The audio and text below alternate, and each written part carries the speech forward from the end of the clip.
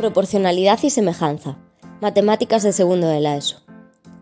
Dos figuras distintas son semejantes cuando solo difieren en su tamaño, es decir, tienen la misma forma pero distinto tamaño.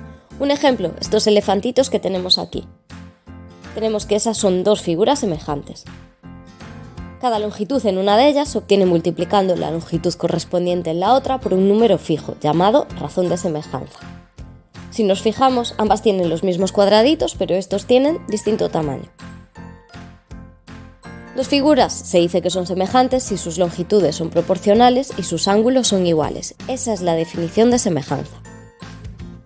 Un ejemplo, pues con una fotocopiadora hemos reducido el dibujo a la izquierda obteniendo el de la derecha. ¿Cuál ha sido la reducción que hemos utilizado?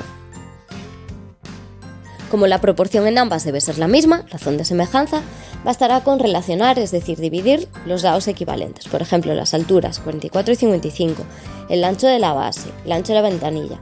Todas las divisiones obtenemos 0,8. Esa es la razón de semejanza. Se representa entonces con la letra K y es la relación entre las dos figuras, es decir, no cambia, de ahí que sea una constante.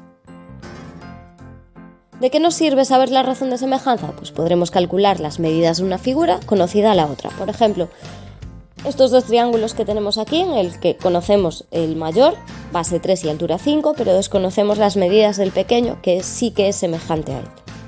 Haremos las diferentes divisiones, pues el ancho entre el ancho, la altura entre la altura, sabiendo que la razón de semejanza es 0,4. De esta forma, despejando las ecuaciones, obtenemos el triangulito pequeño.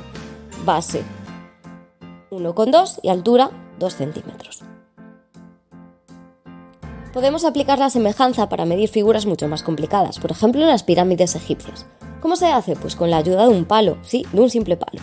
Colocamos el palo al lado de la pirámide y medimos la sombra que proyecta. Así obtenemos un triángulo y podremos calcular la altura de la pirámide.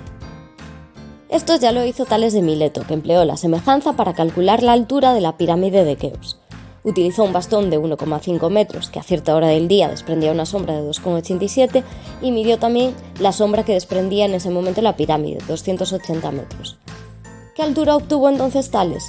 Pues hizo la división con el bastón, obtuvo la razón de semejanza e hizo lo mismo con la pirámide. De esta forma despejó la ecuación y calculó la altura, 146,33 metros aproximadamente. Utilizar un palo o un bastón es útil, pero no siempre es necesario. Utilizando tu propio cuerpo y tu sombra puedes medir un montón de objetos. ¿Te atreves?